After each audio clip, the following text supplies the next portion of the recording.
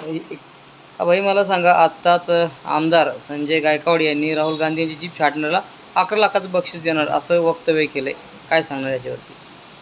लोकसभेतील विरोधी पक्ष नेते आणि आमचे प्रेरणास्थान आदरणीय राहुलजी गांधी यांच्याबद्दल आमदार संजय गायकवाड यांनी जे चुकीचं आणि भडकाऊ वक्तव्य केलेलं आहे, या वक्तव्याच्या विरोधामध्ये आम्ही रीतसर कायदेशीर उद्या कदम जालना पोलीस ठाण्यामध्ये त्यांच्याविरुद्ध तक्रार देणार आहे. आणि शासनाने असे जे भडकाऊ वक्तव्य करणारे आमदार आहेत किंवा राणे आहेत यांच्याविरुद्ध गंभीर दखल घ्यावी. नसता काँग्रेस पक्ष रस्त्यावर उतरून यांना धडा थांबणार नाही.